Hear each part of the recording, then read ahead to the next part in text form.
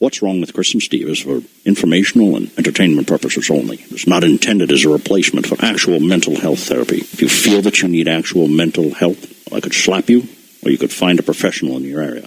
The choice is yours. What's wrong with them? What's wrong with us? What's wrong with this or that? You have questions, they have answers. From high atop the Camelback Towers in beautiful downtown Scottsdale, Arizona, the Double Wide Network is proud to present What's Wrong with Kris and Steve. What's Wrong? And now, your hosts, licensed mental health professional and author Kris Godinez, and actor-comedian Steve Gresser. Hello, darlings. How are you? Oh, can I can't hear you. I can't hear you. There you are. Okay. I was off in the Bahamas for a moment. Sorry about that. Doing your James Bond, I see. Yeah, so, okay, cool. We have got a totally packed show today because we are really, really excited to have Richard Grannon on our show. He goes by Richie Grannon on our show. He is the Spartan life coach, and his specialty happens to be narcissistic personality disorder, and not just any kind of narcissistic personality disorder, but malignant narcissistic personality disorder. Richie, are you there? Yes, I am. Awesome. Thanks for having me. God, you sound like you're in the room with us. So you're actually in England right now. Yes, I am. Wow. We're traversing all of time and space. This is true. What time is it over there? It's 8 o'clock at night here in sunny England. Yeah, they're +8. So. +8. Wow, that's awesome. Okay, so first of all, I want to dive right into it because we've got a lot of stuff to cover. I've had so many people texting me, emailing me, IMing me, going, oh my God, you have no idea. I know a friend, a spouse, a daughter, a son, a cousin, whatever, who exhibits these traits that you've been talking about in your videos. So if you could explain to people what malignant narcissistic personality disorder, because I think people get confused and they think, oh, if somebody's a narcissist, oh, they just like looking in the mirror, and it's more than that. Can you explain what that really is? Yeah, because that's just me.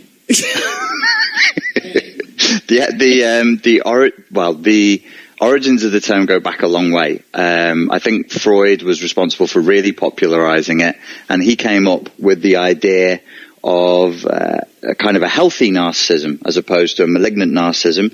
And the healthy narcissism would be something that we all go through around the age of 3 or 4 years old.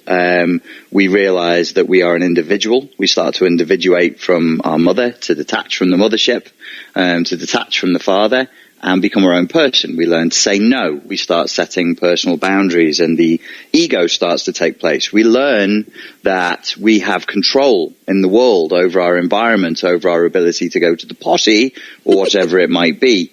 Right. And at that point, we're in a state of healthy narcissism because we don't know anything better. We think we are the center of the universe. Right. Now, a normal person would then let go of that idea as they mature.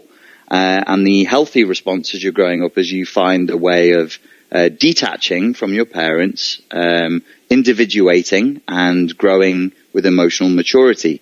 That's healthy narcissism. It's just a temporary phase in childhood where you think when you go to sleep at night and you shut your eyes that the world disappears. Malignant narcissism is a thing that happens to people under very special circumstances, which we'll go into today if we've got time, whereby you fall in love with your own self-image to such a degree that you actually start to hurt and exploit other people to maintain the illusion that you are perfect, whole, and special and Politicians. godlike. Politicians. Well, there is a strong case for saying that. A lot of people who you'll find in politics, certainly in the UK, and the little bit that I've seen of American politics, are raised and fostered into a narcissism-inducing culture. Yes, very much so. So, okay, so they have this over-exaggerated sense of entitlement. They feel like they, for some reason, because they are just them, oh, it's you, Bob, that kind of thing, that they are afforded special allowances that the average Joe is not. And when those allowances are not given to them, they generally fly into a rage, is what I've seen. Yeah, there is this effect that they call in psychology narcissistic injury and narcissistic rage. So narcissistic injury doesn't mean that you have to get out there and insult the narcissist and actually do anything that dents their sense of self. If you simply deny their crazy delusional reality, you inflict an injury on them. If you just say, no, you're not godlike, no, you're not perfect, that inflicts a narcissistic injury. They then go into this effect called the narcissistic rage, which is this huge, disproportionate poop storm of emotion where they will just, chase you down until you're dead. They'll destroy everything you know and love just because you said that their shoes weren't shiny or something one day. It's this very, very selfish, tyrannical, megalomaniac approach to preserving their precious self-image. And one of the videos that I was watching, the question was, is your narcissist also a borderline? And the answer to that is usually yes, because borderline personality disorder, my understanding of it is that it encompasses all 10 major personality disorders, and of course narcissism is one of them. And the differentiation, I think, and correct me if I'm wrong, is that what I see is with a true borderline, like a borderline who is more on the self-harming end of it as opposed to one that expresses it through narcissism, because you can have borderline personality disorder with narcissistic expression. Do you see what I'm saying? Yes. Yeah. It's like what I've seen with the borderlines is that they tend to be more self-harming. Like they're the ones who will go, oh, well, I'm just going to go kill myself. I'm going to commit suicide. I'm going to cut myself. I'm going to do this. I'm going to do that. And they're harming themselves. But when they have borderline with narcissistic expression, it comes out as harmful to everyone around them as opposed to them harming themselves. Like they're too much in love with themselves almost. And I don't really mean in love, but they have so much of this narcissism going on that they wouldn't think of hurting themselves, but they certainly would think of harming someone else. Has that been your experience? It's been a strange experience being involved in the world of narcissism and borderlines. I have to say that from the get-go, I wanted a very clear, distinct, black and white sort of explanation of what this all was. So I went with the American Psychiatric Association explanation. I went with the DSM. I looked at their description of cluster B personality disorders and I said, yes, fine, that works for me. Great. Now, as time has moved on and I've done more research independently into the academic papers that are published on this, it seems that more recently these lines are becoming blurred. So yes, there is a certain type of borderline that actually functions much more like a covert narcissist. And then as you've rightly pointed out, there seems to be ends of the spectrum with the borderline, self-harming, self-hating, and this other side of borderline that can be almost as bad as an overt malignant narcissist. And I think what they're going to find eventually is that the other end of the spectrum, whether you have this self-harming borderline who doesn't want to harm other people, that is just somebody with complex PTSD. That's not a borderline. It's just the traits overlap. Oh, that's interesting. Oh my God, that is so cool. Now, my other question is, okay, so you talked about the dark triad, and I actually had some of my colleagues talk about that as well. So can you tell us more what the dark triad is? Yes, I will, and I'll try not to fall back into psychobabble. Oh no, please do. That's okay. That's this kind of show. So. Oh, okay. I'll just babble. The dark triad is I mean, all of these things are just models. They're just models of reality. It's only a model. Sorry, it's just Monty Python. He's doing Monty Python. It's only a model. It's only a model. And so what people do is they go, well, does this model work? And you go, okay, we'll test it. Let's see what happens. The dark triad model was, I think, an effort to sort of say, well, what about Machiavellianism? What about sadism? What about psychopathy? What about criminality? Yeah. And then I think beyond the dark triad, somebody came up with the dark tetrad. What you've got fundamentally, and I just studied Pete Walker's book on CPTSD, and he was the first person I read who actually said, look, if you want to talk true borderlines, you should consider that narcissism. And then I listened to Sam Vaknin. I listened to Sam Vaknin a lot, and I listened to him the other day in an interview, and he was saying, really, psychopaths, you should consider them to be narcissists as well. So narcissism becomes this effective umbrella term for things like the dark triad. We're fundamentally talking about people who are damaged, who loathe themselves. Yes. And the key element to this personality type, the cluster B, the dramatic, exploitative, predatory personality type, is the shell of who they are is denial. They are in total and absolute denial about the fact that they feel rotten to the core. So they were abused, but they were not abused in the way that we classically think. Often the narcissistic personality might have been put on a pedestal. They might have been told they were wonderful and amazing, but they were abused in the sense that they were spoiled. They were abused in the sense that they were not allowed to be their own person. They were abused in the sense they were never allowed to individuate, and that they only existed as an extension of their parents' own narcissism. Wow, that you just described my family. Thank you. Seriously. I mean, and here's the funny thing, Richard, you and I are so similar. You have written a book based on the experiences that you've had. Mm-hmm. And I've written a book based on the experiences that I've had, and I wrote mine on borderline. You've written yours on narcissism. It's just amazing to me. So I want to talk more about the psychopathy and the sadism in narcissism, because I have seen that on my couch so many times where a couple comes in to do couples counseling, and as we go through it, I find that the narcissist has attracted one of two types of partners. They've either gotten with a borderline, you know, like the self-harming kind of borderline, and then it's like this nightmare relationship of who can be the bigger victim, or they've gotten together with your basic, average, everyday, really, really nice guy who might have a little bit of insecurity, and oh my God, the things I have seen the partners do to that partner are shocking and sadistic, honestly. Can you talk more about that? Yes, you said a lot there. There's a lot of things that I would want to respond to. I think that the thing of like a partner who comes in with basically a nice guy or a nice girl, but they do things to them. The classic scenario for a narcissist is to find a codependent, somebody who had the invisible wounds in childhood. They can smell these wounds out. They smell the blood in the water like sharks. They go up to the wound and then they pull it open and they make it wider. So you're having wounds from childhood reopened. Then you seem to have this other scenario where if there aren't wounds there, the person will create them. And yes, this does take acts of sadism, because it's wounding, it's torture, it's entrapment, it's imprisoning somebody to wound them, so that once those wounds are open, I know this is a bit graphic and a bit gross, and they've got their dirty little hooks in there. It's like something from a horror film, this. They can then pull, it's like Hellraiser, they can then pull that person around by the hooks that are inside of them.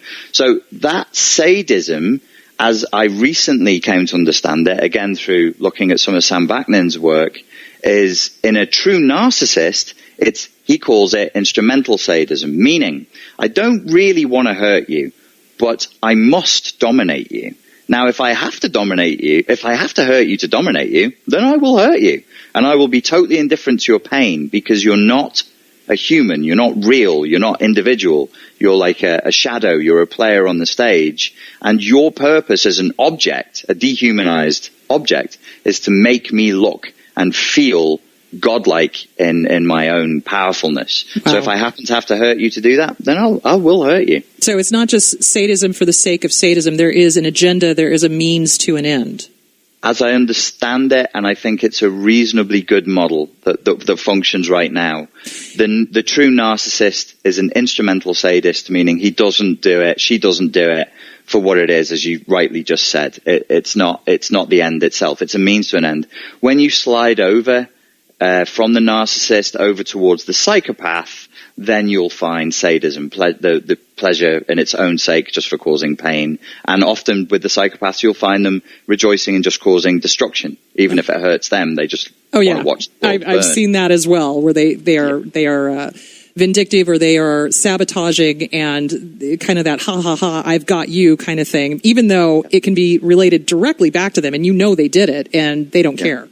Yeah, absolutely. And those are the people who often end up in jail. You know, we've got to remember the notion of a psychopath as we understand it today is an American definition, and it did find its roots, its birthplace in the American penal system and in the American justice system. And originally it was not originally, but in more recent times, in the 50s forward, it was a way of trying to medicalize and understand the profile of a typical criminal, which obviously is going to be a lack of impulse control, a bit sadistic, not having no structure, being a bit of a drifter, that kind of thing, the type of thing that you would expect. I'm saying this so that the people listening get the idea away from the psychopath being like a Hannibal Lecter, which is often portrayed that way. You know, somebody who's very in control of themselves and is high functioning. They're actually usually not. They usually are low functioning, and they usually get caught. Yes, exactly. Okay, we have to go to a break, and after the break, we are going to continue talking about malignant narcissists, and we'll be seeing you after the break. Hey, Kris and Steve here from What's Wrong with Kris and Steve, and I want to tell you about Genrose Insurance. I've known Roseanne and Jean since they've been in business, and they are your one-stop shop for all your insurance needs. Not only do they provide top-notch personalized service, they work with many of the top carriers to find you the best coverage and rates out there. So whether you're looking for insurance for your business or your family, talk to Genrose. They are happy to review your current policy and answer any questions you might have, especially if you're worried about the new healthcare insurance laws. Call them today at 480-456-0327. They've been serving the Valley for 15 years with everything from health and life insurance to auto and home insurance and everything in between. Call Genrose today at 480-456-0327 or check them out online at genroseinsurance.com. That's GENROSE insurance.com. Genrose Insurance. Behind a smile and understanding eyes.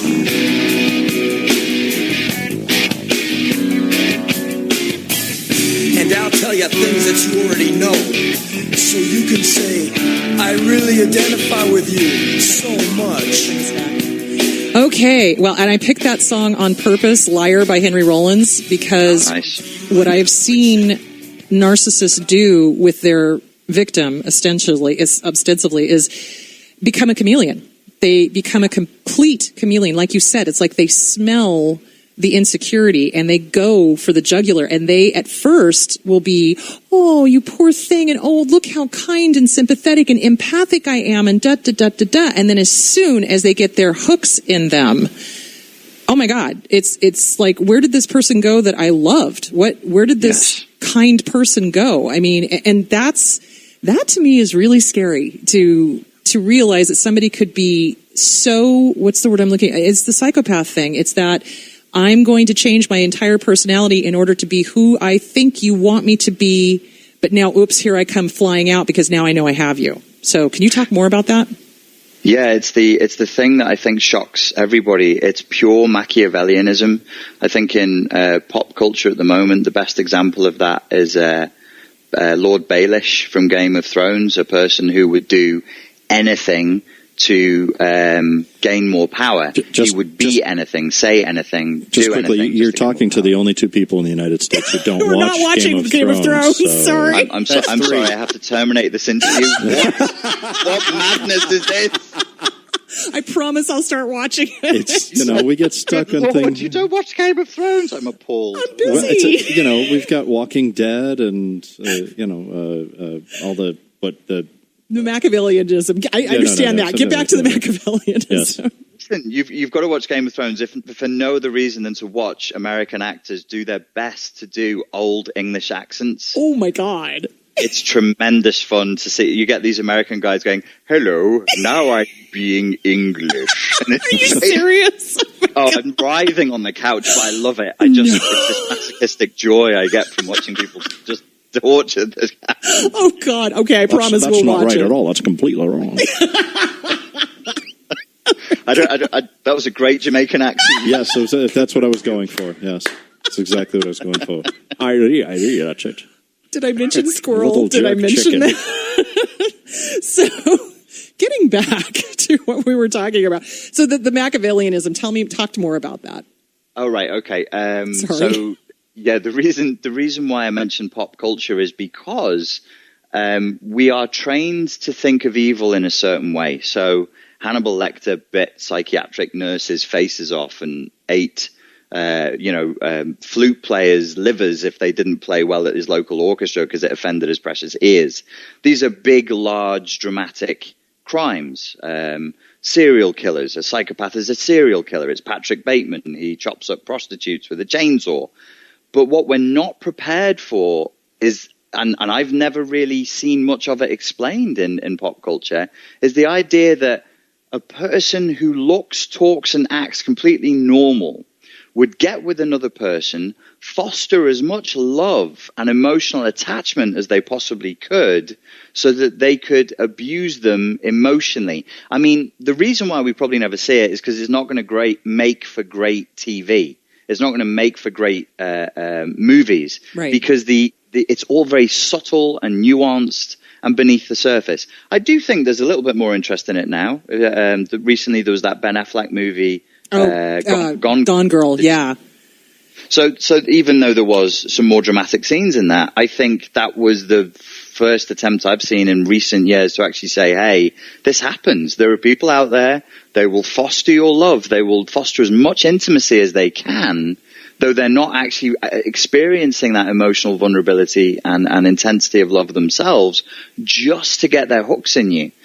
That to me was, maybe I'm just naive, but to me that was a very novel concept and really shocking. I mean, I thought that was really evil. Well, it is, because when you're confronted with it and you see it in action and you see what they're doing to somebody that you care about, you're just shocked. I mean, you're just like, whoa, what just happened? You know what I mean? It's like they were so kind and so nice until they got their hooks into them, and now they're being horrible, and what the hell? You know what I'm saying?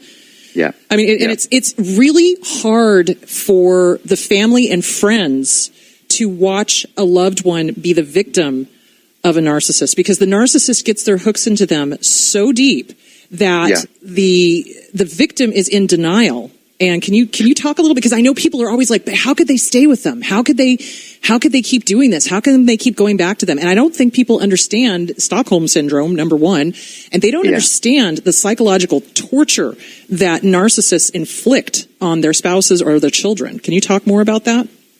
Yes, I think one of the things that I would say is that I worked in the nightclub security industry for 10 years. I worked as a bouncer all over the place, all over England and even in New Zealand and Spain. So I met with a lot of gangsters, career gangsters, people who had films made about them, books written about them. And the one thing I would say that distinguishes just your common or garden narcissist with a career gangster, somebody who we would want to throw in jail as a civilized society, is the career gangster can be reasoned with. The career gangster, you can say, come on now, this is too much. You've gone too far. And a lot of the times I go, yep, you're right. You know what? We should tone it down. There is never going to be that conversation with a true malignant narcissist. And some career gangsters obviously are true malignant narcissists. Right. But you will never be able to say, look, mate, look at say if your daughter, son, brother is in a relationship with a malignant narcissist, you can't go to the narcissist and say, come on now, look at the damage you're doing, look at the pain you're causing, not just to them, but to the family. Can you stop? They won't do that. That's not going to happen. What the family often finds bewildering and frustrating, and what can be an extra level of abuse, the extra level of poison that these spiders will inject into you, is that you will isolate from other human beings. The reason why that happens is other people will not understand what you're doing. They'll think you've lost your mind, and you will withdraw from other people. So your core instinct, which should be to reach out for as many helping hands as possible and say, please help me, I'm being abused, is to withdraw from them. And this is the poison they put inside of you, because the narcissist, one of the first things they go for is your sense of self. And then the second thing they go for is your sense of reality. They got your sense of self. They chop it all out savagely. And then they shove in a new reality. And they go, this is the reality now. This is the world you live in. And if you question it, they punish you. Absolutely. Which is just frightening to me. And I've seen people buy complete scenarios that are absolutely not true. Like they have substituted the narcissist has substituted their version of reality, shoved it into their spouse's or their child's head, and the spouse or the child buys it wholesale because they kind of have to, because if they don't, they are going to be punished. I don't think people understand that when a narcissist is confronted, they don't stop. They're like a dog with a bone. So it's like in one of your videos that you were talking about that, if you start drawing boundaries, the narcissist will go, well, but why not? Why not? Why not? Why not? Why not? Why not? And they just freaking won't stop. You know what I mean? Until you just finally give in. As opposed to your dog, which was extremely nice in your videos. He's very nice. The one thing I've been asking him to stop doing this afternoon is to stop farting. I don't know what I gave him, but every time I sit down to work, he gets in the corner and I just hear a and the room fills with this noxious gas. See if you have any missing. Eyelids are going to melt. Do you have missing salsa or chili anywhere? I should start looking, shouldn't I? That's where he's getting this guilty look in his eye. Oh my God! But yeah, so they don't stop and they completely tear apart their victim. And so why don't we start asking, what can the victim do? What can you do once you've realized before we get there, I want to really quickly cover Stockholm. You are, but you absolutely right. You asked the correct question.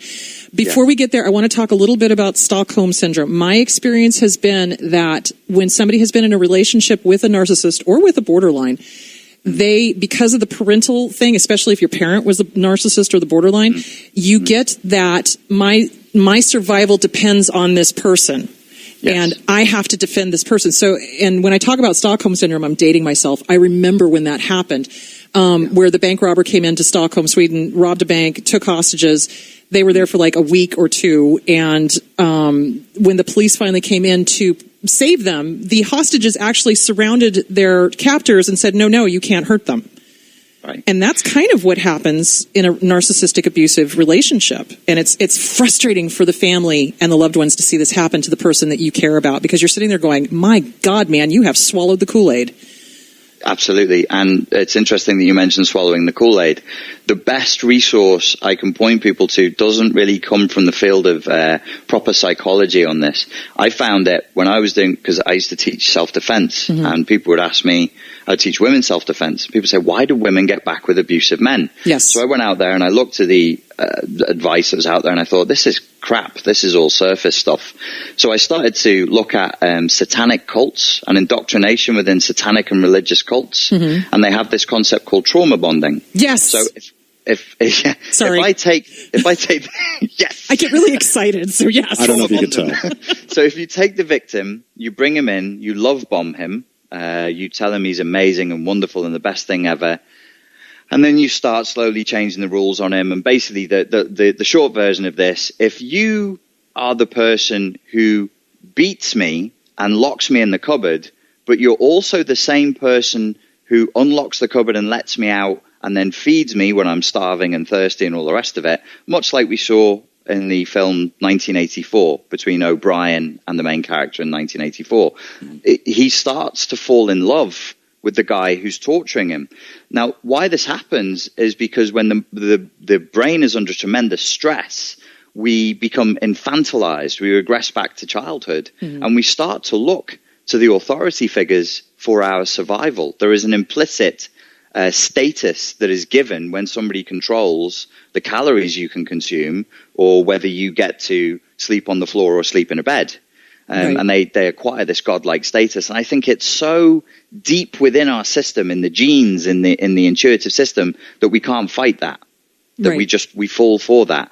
That Stockholm Syndrome, that satanic cult trauma bonding that bonds the abused to the abuser, is what is happening in the narcissistic relationship. Yes. To the point where the abused becomes addicted to the abuse. And that is a truly tragic scenario. It is. And it's so hard to break, because for the longest time, the victim will defend and deny and, make excuses for the behavior of the abuser, even if the abuser is now starting to reach out and harm other family members, other friends, children, etc. It's frightening to watch. It really is. And it's hard to break. So when we come back from the break, I want to talk about why narcissists cannot be fixed, why the abused needs to let go of that idea of fixing them, and what they can do to help themselves. Are we down with that?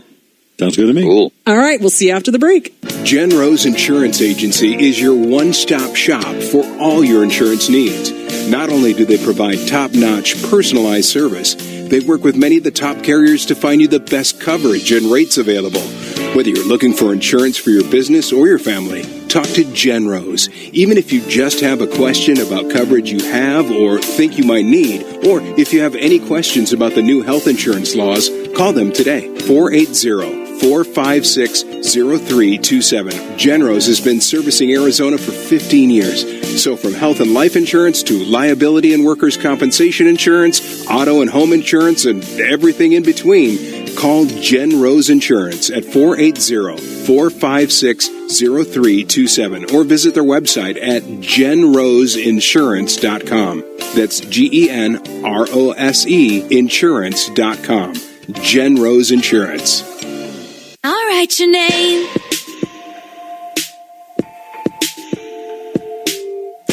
Cherry lips, crystal skies. I could show you incredible things. Stolen kisses, pretty lies. You're the king, baby, I'm your queen. Find out what you want. Be that girl for a month. Wait, the worst is yet to come.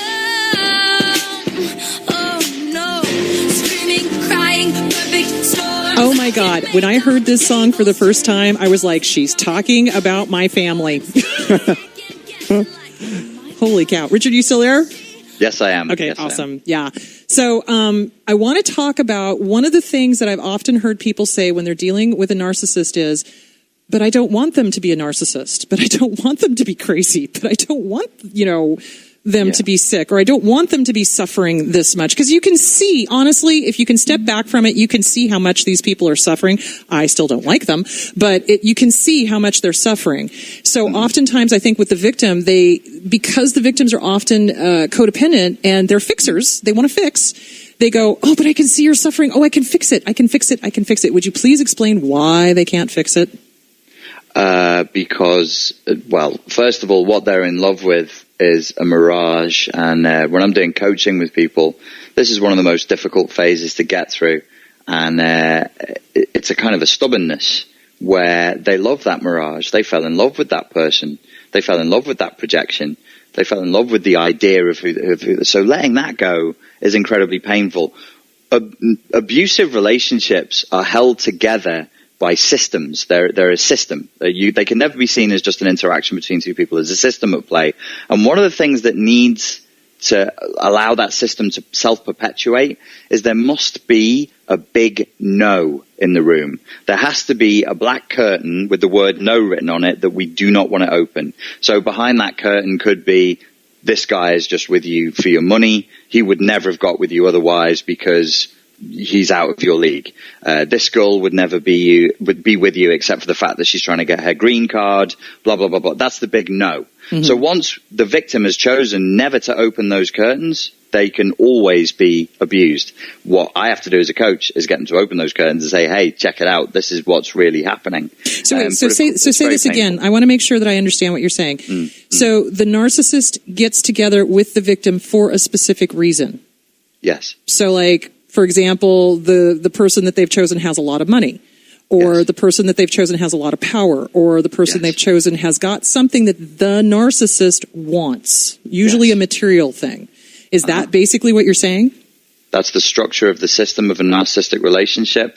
Also, there are other factors there. Usually the person is from a different culture. Mm-hmm. Isolation tends to play a role in all of these things. And the victim, like 99% of the time, if we go back into their history and say, well, where were you in your life when you met with this narcissist?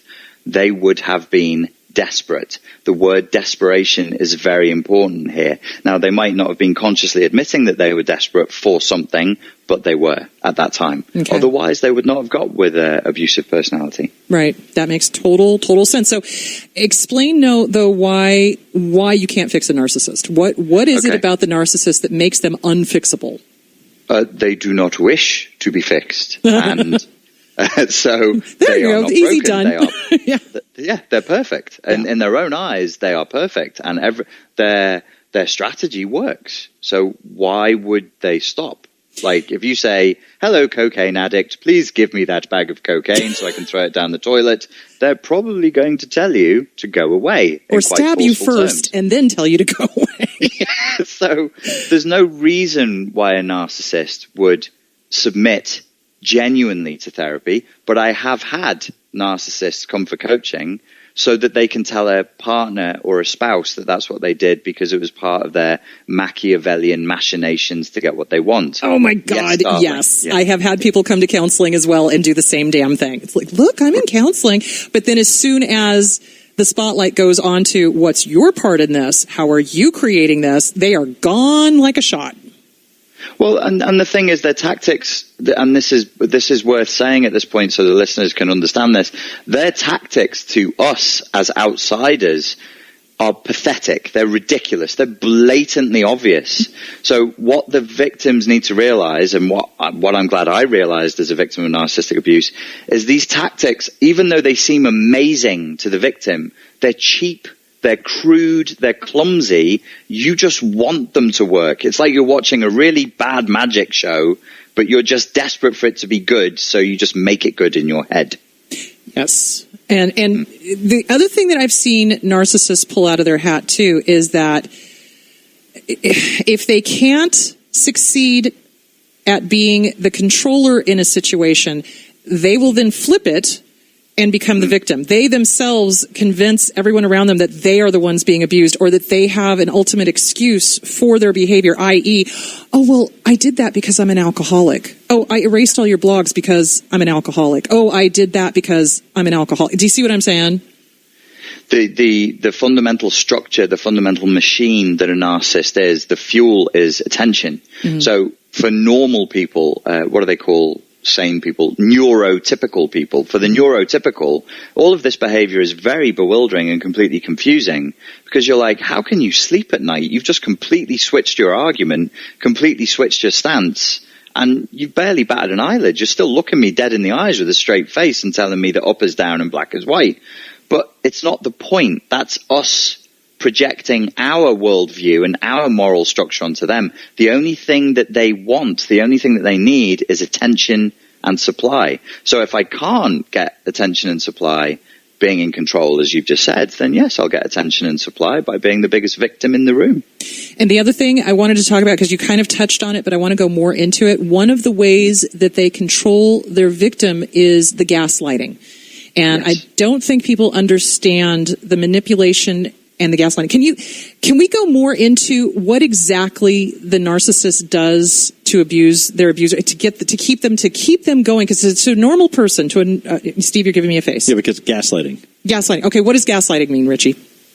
There was a play by somebody, can't remember, and then Hitchcock made a movie of it, and it's called Gaslight. And the husband goes around the house and changes the old-fashioned gaslights, turns them up and down. I've never seen the play or read the book. And the wife slowly goes crazy because she said, "Did you just turn the lights up?" "No." "Did you just turn the lights down?" "No." And this gaslighting is a way of damaging, corroding the other person's sense of reality, because if you're a decent human being and you say to me, I told you we would meet at 4:00, and I look you in the eyes with absolute certainty and say, we definitely didn't say that, with full emotional certainty, as a decent human being, you have to question yourself. It's the only rational thing to do. Right. But that decency and that rationality is how they grab you. That's how they get the hooks in, because they don't have any decency or rationality. Oh. They're not interested in that. No, they're complete liars. I mean, that's the one thing I've seen, is that I would have them on my couch. They will make this horrific statement in front of me, and literally within a 5-minute period, they will go back and say, "Oh, I never said that." And I'm sitting here going, yeah, you did. You know, you just did. The echo of you saying that hasn't even ended yet. Exactly. You just said it. Exactly. And it's amazing to me. And the thing that I don't think people understand is that they do this to their children. They do this to their spouse on a daily basis. And it makes the saner person in the relationship, the sane one in the relationship, question themselves and start thinking that they're the crazy one when they're not. Well, the whole premise of society and culture and tribes is that when we talk in symbols, and the map is not the territory. So if you can abuse that if you choose to. But in ancient times, when people used to do it, you could be killed for lying. Right. If they caught you telling even one lie, they would boot you out and leave you to starve to death. Mm-hmm. It was a death penalty crime. I mean, if you imagine that nowadays, there'd be none of us left. None of us would be here, yeah. we'd all just be dead. To repeat myself, no politicians. Yeah. Exactly. Because you can, politics is a great example of gaslighting. If you want to see gaslighting in action, look at how politicians with absolute savagery, no morality whatsoever, scrabble to dominate a narrative, to make themselves look like the victims when they were the aggressor, to make themselves, or vice versa. If you pick up a newspaper, anything to do with politics is going to be a fight about dominating a narrative. They want to dominate the story. They want to mold truth and reality to be what it needs to be. Oh, yeah. That's way before the wars happen or a single bullet is fired. Right. Is they fight for the story. And that's just it, is that the narcissist will tell the story that they can live with, not that everybody else around them can live with, but the story that they can live with. So basically the narcissist will emotionally and in some cases physically abuse their partner, their children, etc. How does somebody get the hell out of a relationship like this? What I did was I said to myself, I had a degree in psychology. I was a master practitioner of NLP, and I thought I understood psychology. I knew nothing. I wasn't even a white belt. But what I did know was that sometimes you just have to grit your teeth and take the pain. And I was like, I know this is going to suck. I know this is going to hurt. But if I stay with this girl, if I let her damage more condoms to try and entrap me and, etc., all of these tactics, it's going to be a lot worse. So it's either short-term pain now or long-term pain for the rest of my life. Well, short-term pain if she's damaging them while you're wearing them. Oh, my God. I can't believe you just said that. Really hurt. Entrapment. I think that's really interesting. That is something that I have seen from female narcissists. And that's something that I think people don't understand, is they always think that narcissists for some reason are male. And I'm like, people, narcissists come in all shapes and sizes. And I have seen female narcissists intentionally get pregnant in order to keep that bond there so that they have an excuse to keep that person in their life for the next 18 years at least. It's standard operational procedure. I do think the whole way that narcissism is defined, borderline, histrionic, and psychopathy, it needs a bit of a shake-up. It is a bit sexist at the moment. Mm-hmm. Borderline is seen as a female illness. No. Narcissism is a male illness. But you've seen it. I've seen it. It's as many as both. One as the other. Yeah, absolutely. It's both. And I think that it's so funny to me that we have them all sort of separated out, because as you've talked about, the abuse is antisocial, it's histrionic, it's borderline, it's narcissist, it's like the whole gamut, and it's like, wow. There isn't a narcissist alive who doesn't have a strange relationship with sex, which makes them, possibly histrionic. Well, of course they're obsessed with sex, of course, because it's a form of power. Right. Any form of power that's immediately available to them must and will be leveraged against the target. So I can't even remember what your original question was, and I'm babbling slightly. And that's okay, because we're going to go to a break, and we're going to come back, and we're going to talk about how to get the hell away from these people. Gather your thoughts. Gather your thoughts. We'll be back after the break. Hey, Kris and Steve here from What's Wrong with Kris and Steve, and I want to tell you about Genrose Insurance. I've known Roseanne and Jean since they've been in business, and they are your one-stop shop for all your insurance needs. Not only do they provide top-notch personalized service, they work with many of the top carriers to find you the best coverage and rates out there. So whether you're looking for insurance for your business or your family, talk to Genrose, especially if you're worried about the new healthcare insurance laws. That's Genrose insurance.com. Genrose Insurance. Now and then I think of all the times you screwed me over, but I ain't believing it was always something that I'd done.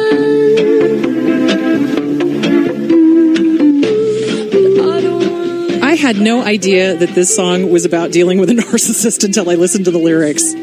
Oh. It was crazy. I don't know. I just thought it was a pretty song. It's a pretty song, but it's neat beat, but it is about dealing with a narcissist. So, Richie, you still there? Yes, I am. Awesome. Thank God. Thank God.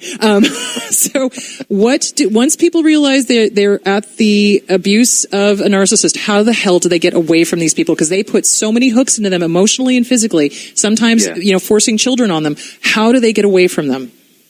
I think, the problem with people who either started out as codependents or who have become codependent through being trained by a narcissist is that they have weak boundaries. And the first boundary that you need to set is with yourself.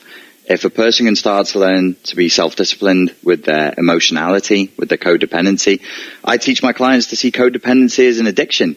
Boundaryless giving is not cool. Boundaryless giving does not make you an enlightened, compassionate Buddhist bodhisattva. Boundaryless giving makes you a sap and a mug and a walkover. It's not healthy. So what we have to do is set a boundary with ourselves and say, look, this is going to hurt. I'm already in a bad place. This is abuse. You have to learn to call abuse abuse. Study it, because it's upside down land. It's not what a normal person would think of as reality. They do merit study. Narcissists do merit taking a bit of time out to study, realize what you're dealing with, and then slowly pull yourself away and expect it to hurt. You've got a hook in you. You've got several hooks in you. Pulling them out is going to hurt. But if you're disciplined and you stay focused and you follow some decent advice and you do some good research, you can be out of it inside of 3 to 6 months. That might sound like a long time, but you've got to remember, some people get stuck in this and they never get out. The entire life is just spent in prison. Yeah, that's I think what is the concern of most family and friends is they see this happening going on for decades, and you're like, oh my God, they're never going to be able to get away from them.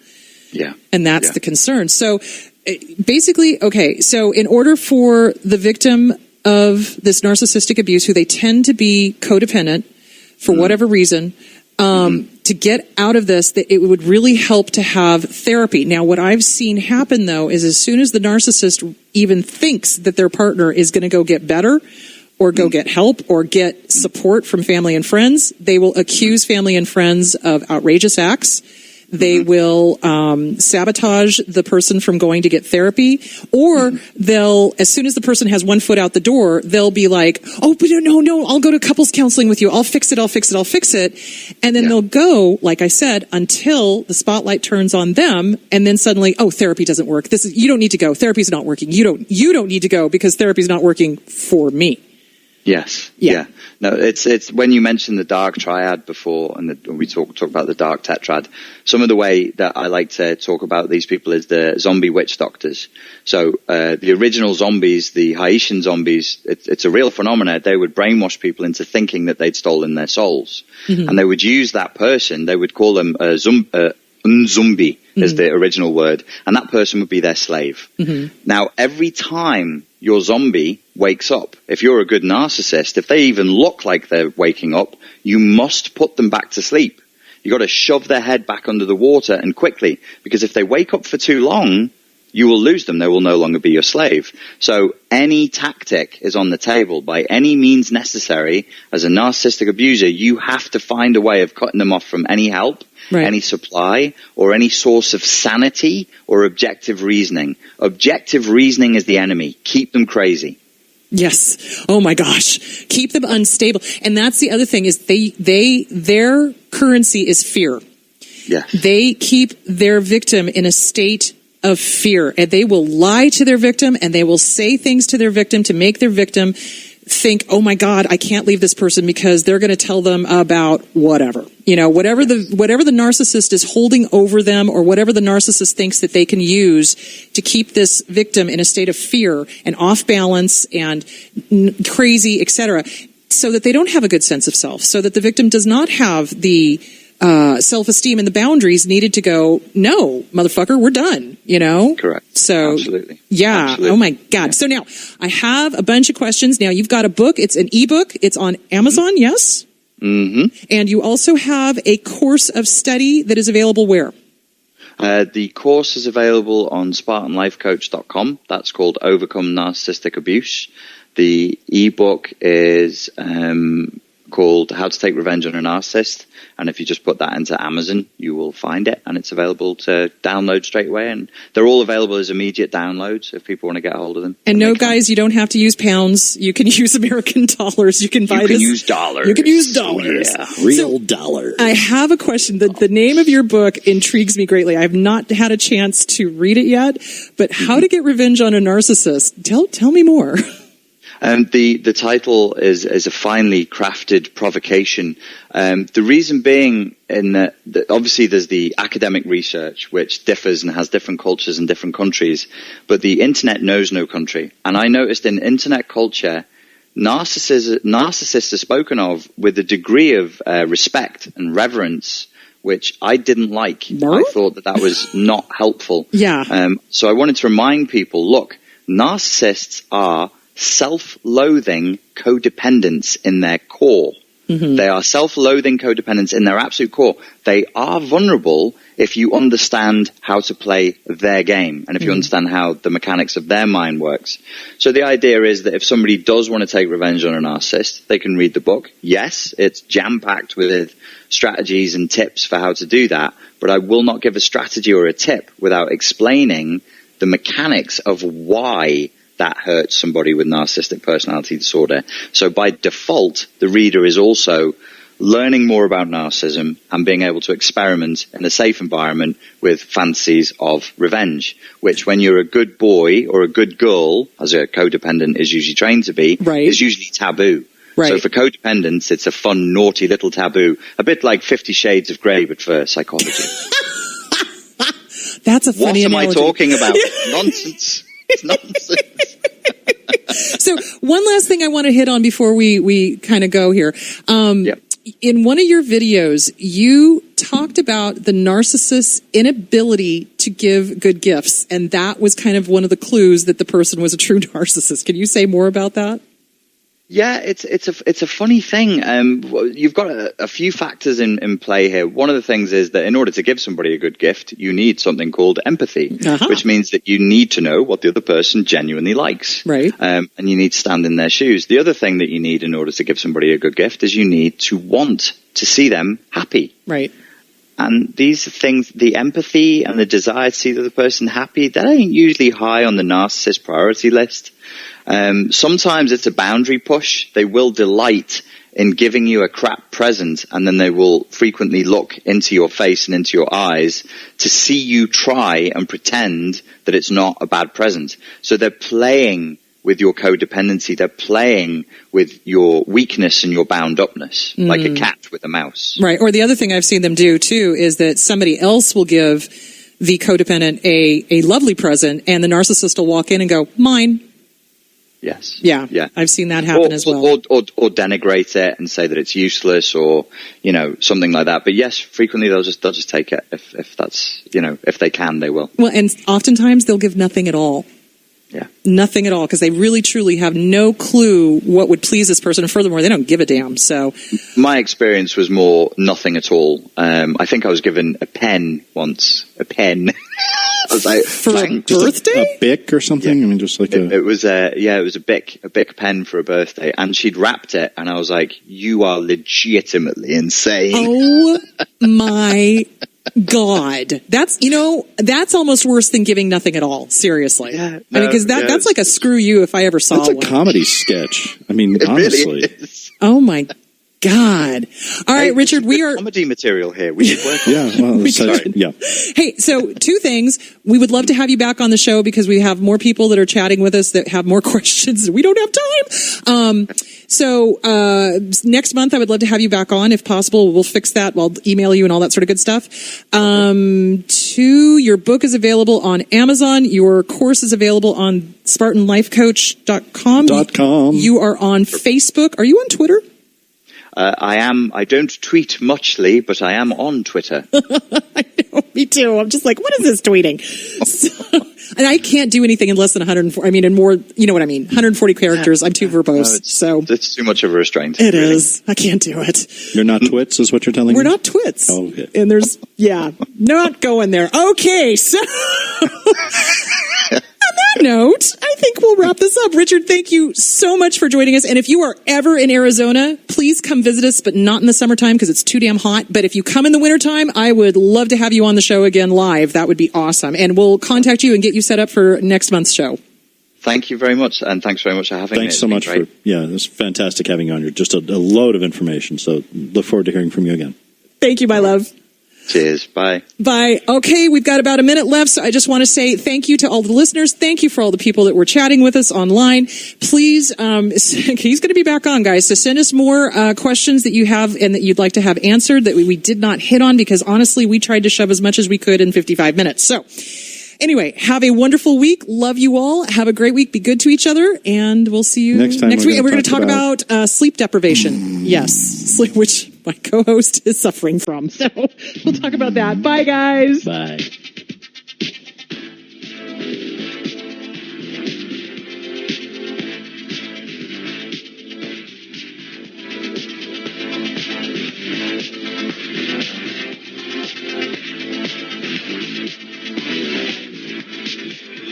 Just